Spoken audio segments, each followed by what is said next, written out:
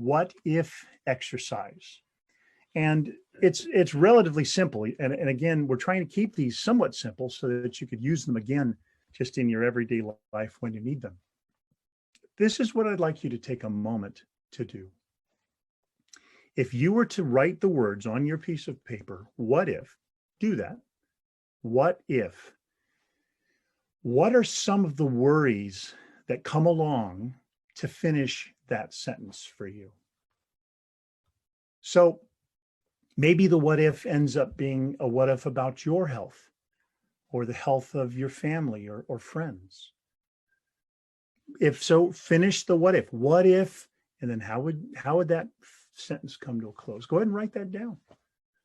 And I'm just going to invite you to take a few moments now and just allow whatever what ifs bubble up into your thinking. Write them down. What if, maybe there are financial what ifs, or what ifs about what's going to happen in our future, what's going to happen in our country, what's going to happen in our state or our city or our church or our neighborhood. What if this, what if that? What ifs about the economy?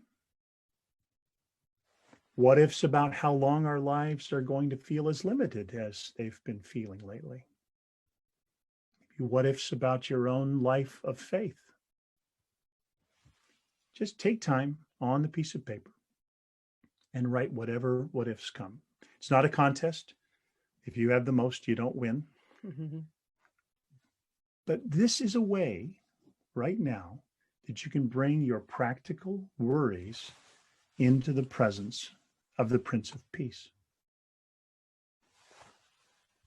And so I hope you'll take time right now to take moments here at times to just be quiet for a bit, because we want you to be able to think about the what ifs that bubble up in your heart and mind. Now, what I'll suggest, hoping that you've written at least one or two, maybe a few more, is I'd like you to take a moment to look at those what ifs and imagine saying them to Jesus. That Jesus somehow comes in his gracious, patient, kind, caring, powerful presence. And he hears the what if that's bubbled up. Jesus, what if, whatever it is. Can you imagine what it might feel like if Jesus were to look you in the eye after hearing your what if, and he simply said, peace be with you. Peace be with you.